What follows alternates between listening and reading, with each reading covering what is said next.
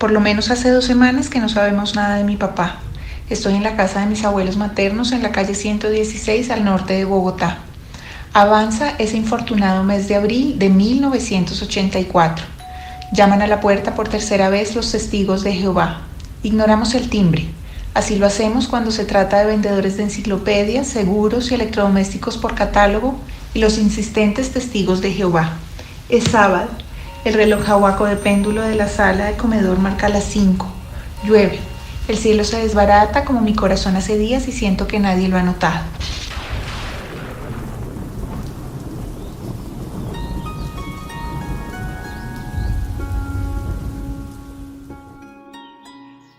El médico forense en medicina legal y líder político del nuevo liberalismo, Luis Silva Segura, fue desaparecido el martes 10 de abril de 1984 en Puerto Boyacá, municipio del Magdalena Medio boyacense.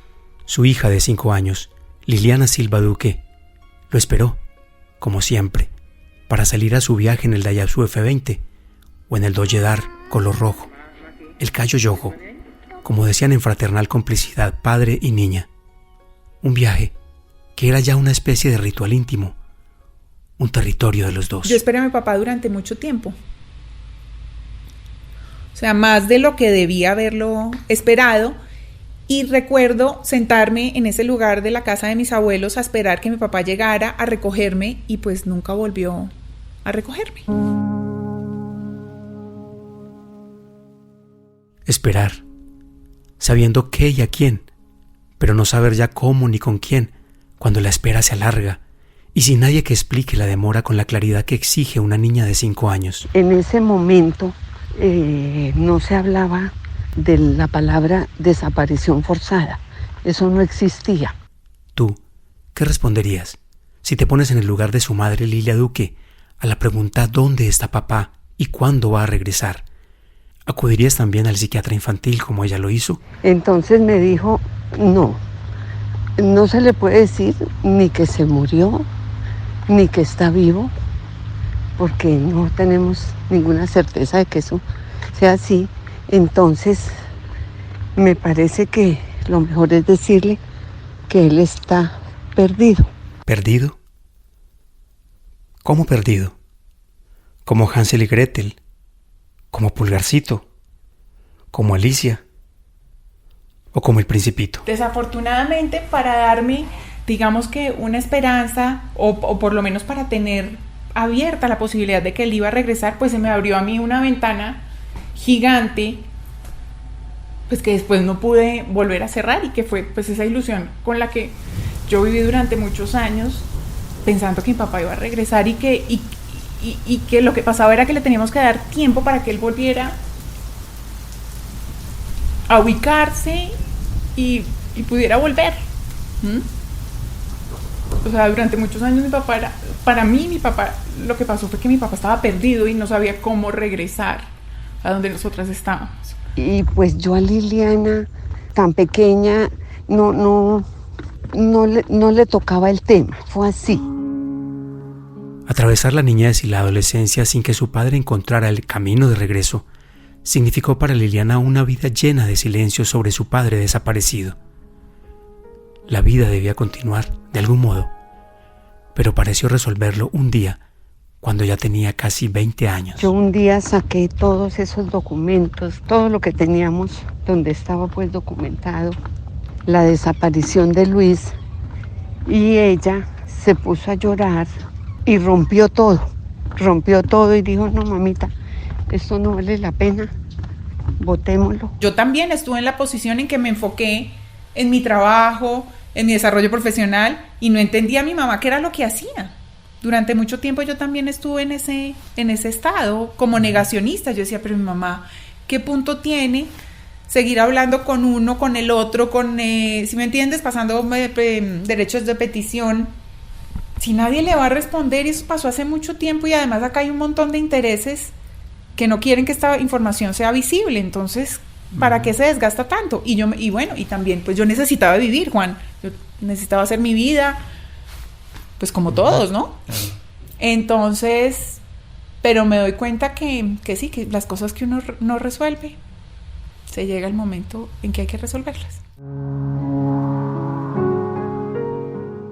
Y así encontró a Liliana la pandemia, con esos cajones del alma sin ventilación, cuando ya tenía más de 40 años. Yo creo que fue después de la pandemia que como que estalló como una bomba en las manos.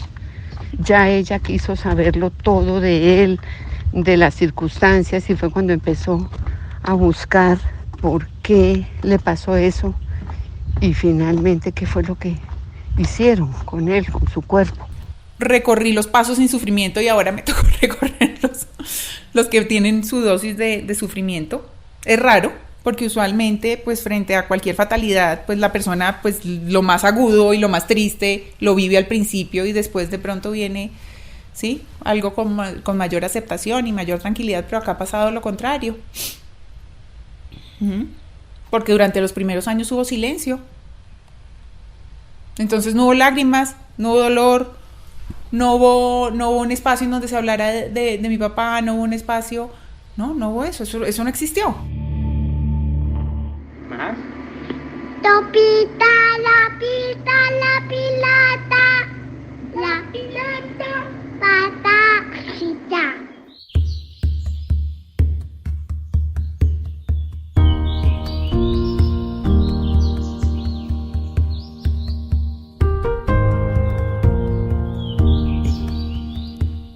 ¿Cómo empezar? ¿Investigando los hechos? ¿Tamizando recuerdos en la escritura?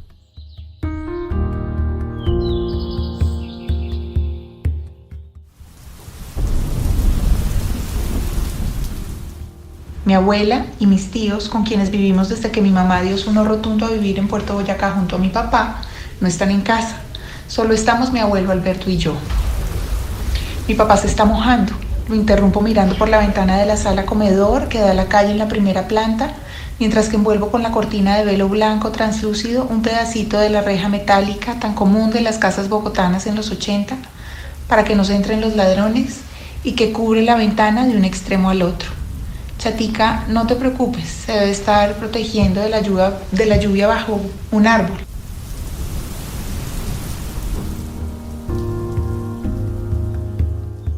Escribiendo e investigando, Liliana descubrió, después de 37 años, que esa niña de 5 años tenía razón.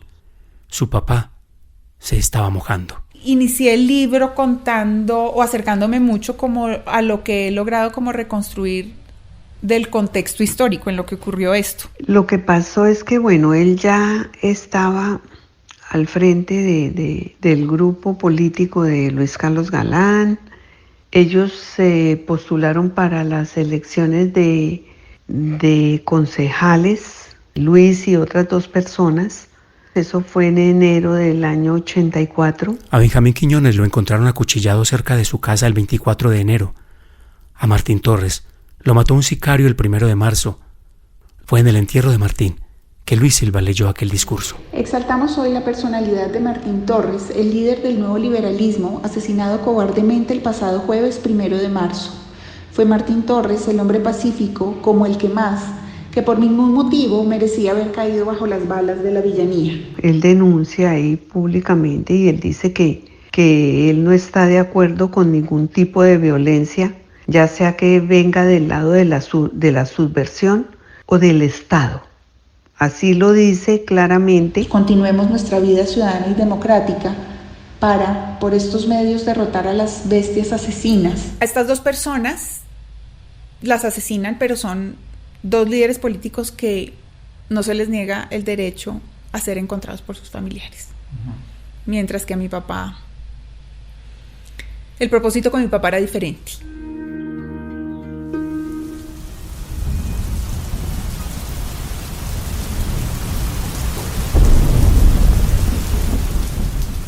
Quiero volver con mi papá al zoológico de la avioneta en la entrada. Me gusta ver los avestruces que saludan metiendo la cabeza por la ventana.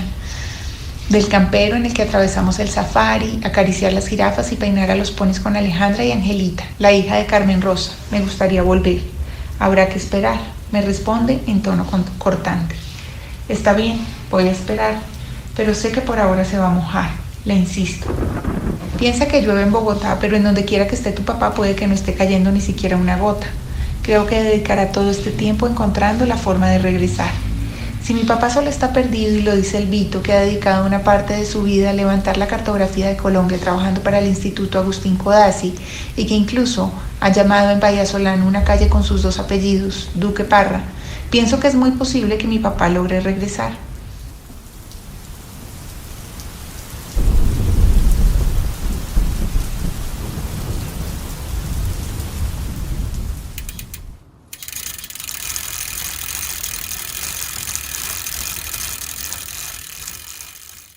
Luis Silva salió a montar en bicicleta la mañana del martes 10 de abril de 1984, pero no salió solo. Lo acompañó Raúl Cortés. Liliana nunca había contactado con la familia de Raúl, hasta que logró hablar por teléfono con sus hermanos. Ellos me cuentan que el papá estaba organizando como unas salidas a montar bicicleta de muchos muchachos, de muchos jóvenes de Puerto Boyacá. Entonces, ese día mi papá había citado a varios muchachos y no llegó nadie. Entonces decide, justamente pasó por la casa de los Cortés. Esto es una familia de carpinteros, toda la vida se han dedicado a esto, y se encontró con Raúl, que estaba con su novia ahí sentados hablando frente a la casa. Raúl estaba subido en su bicicleta y estaba Jaime, que es el hermano mayor de los Cortés. Y entonces Jaime me cuenta lo que fue la conversación de ellos dos ese día. Entonces mi papá se le acerca y le dijo: ¿qué hubo, Raulito? No apareció esta gente, no llegó nadie hoy, camine, ¿por qué no me acompaña? Yo tengo que bajar esta barriga, le dijo, yo tengo que bajar de peso, ¿por qué no me acompaña? Usted ya está subido ahí en la bicicleta, camine y vámonos.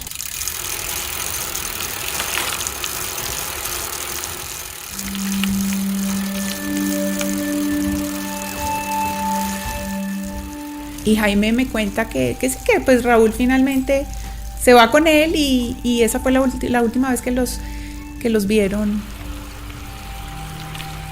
Sí, fue la última vez que los vieron.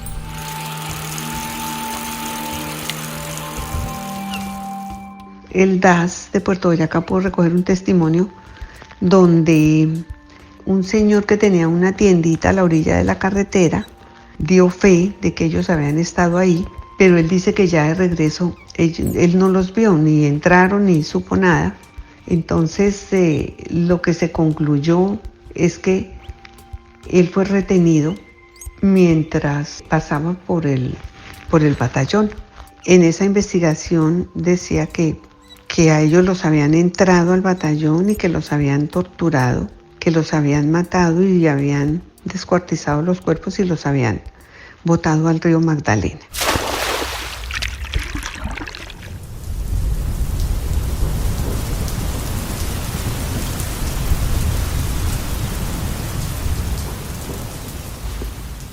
Mi mente vuelve a la lluviosa Bogotá.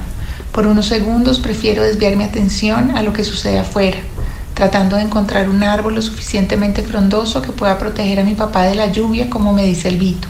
No hay árboles. En su reemplazo veo la iglesia de San Nicolás y el Colegio Agustiniano Norte, ubicados diagonal a la casa, que se desdibujan por las gotas que resbalan en el cristal de la ventana. Yo sé que se está mojando, insisto con un tono más fuerte. Volteo la mirada hacia mi abuelo, que sigue concentrado sobre la mesa, por lo menos simula estarlo, sobre el álbum de estampillas. Finalmente termina de encajar una en el acomodador del libro, suspira y, como quien toma fuerza para dar explicación a lo inexplicable, me dice: el papá se perdió, pero sabe cuidarse a sí mismo, ya verás.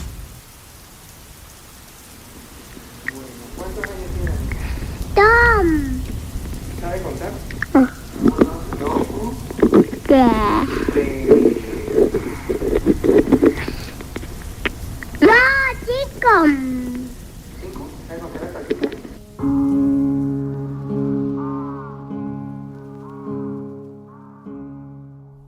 ¿Cómo desprenderse de un cuerpo que no se ha despedido?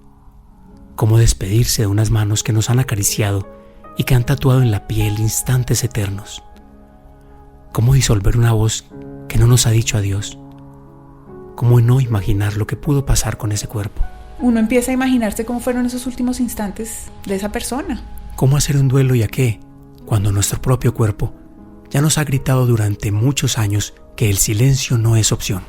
¿Cómo fue esa despedida a larga distancia? Él tuvo que haber despedido de nosotros porque tuvo que haber habido un momento en donde él dijo, pues me van a matar, ya esto no tiene vuelta atrás. Que esa página que quisimos pasar nunca pudo ser de papel, sino que se volvió como una losa que es necesario levantar para descubrir lo que ocultaba, esa gruta por la que debemos atravesar. Se vienen muchos interrogantes.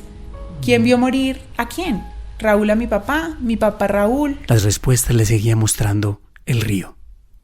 Incluso cuando logró hablar con Óscar Echandía, exalcalde militar de Puerto Boyacá y que fue integrante del grupo paramilitar. No, a su papá no lo desaparecieron dentro del batallón porque nosotros no desaparecíamos gente dentro del batallón. O eso no se hacía así. Lo que pasó con su papá fue que lo retuvieron dentro del batallón, lo trasladaron a una finca de Henry Pérez, en donde tenían montadas unas estructuras subterráneas, mantenían a la gente retenida ahí, mientras que definían si la soltaban, si no la soltaban, si hacían una cosa, y a ellos los torturaron durante una noche. Al otro día los asesinan, los desocupan, les sacan todo lo que tenían por dentro y los llenan de piedras y los lanzan al río.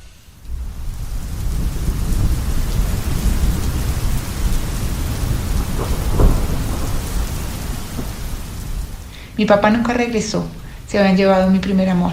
Efectivamente se estaba mojando, como se lo dije a Albito ese sábado, igual que los ahogados que había recibido por años en su mesa de trabajo en la morgue del Hospital José Cayetano Vázquez del Puerto, uno de los principales del departamento.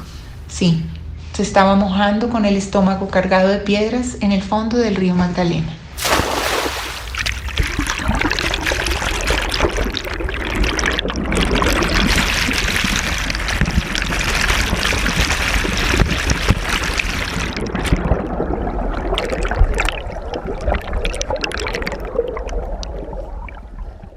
Pero faltaba un viaje. El viaje al primer amor. ¿Has pensado Liliana, qué hacer con ese sitio? Es decir, en ese sitio. ¿O no? Y si es el río, si es el batallón, si es hacer el recorrido de tu papá y cerrar en algún lugar. No sé. De pronto, Juan, solamente baste con visitar el lugar. De pronto no es necesario, pues sí, de pronto yo haré una oración o le pediré a las personas que me acompañen en ese momento que hagamos alguna oración, que leamos algo, que bueno, lo que sea, ¿sí? O de pronto simplemente basta con recorrer los sitios, esos sitios que desaparecieron de mi memoria como desaparecieron a mi papá. La historia de aquel novillo que había nacido allí en la sierra. De pronto solamente con eso baste, con darles otro significado diferente al que he tenido durante todos esos años de esos sitios. Arretorito bravo que tienes alma de acero, que llevas en la mirada, color de torito fiero. ¿Cómo fue ese viaje a los lugares de Puerto Boyacá tan vinculados a su padre desaparecido? La casa, el consultorio, el nido de las garzas y al lugar donde, según los testimonios, se deshicieron de su cuerpo. Pasan los años y hay olvidado, contra la muerte lucha el marcino. Yo he tratado, Juan, que todo esto que a veces te cuento con la voz quebrada o toda esta recuperación de espacios simbólicos que he tratado de hacer durante los últimos meses, yo he tratado que todo esto esté atravesado por el ánimo como de reconciliarme con mi historia. Uh-huh. Y finalmente con lo que soy, porque mi papá pues ya no está. Arre torito bravo que tienes alma de acero, que guardas en la mirada, color de torito fiero. Liliana descubrirá mucho más allá de sus expectativas. Escúchalo en el siguiente episodio de Voces y Caminos, historias de vida, memoria y territorio.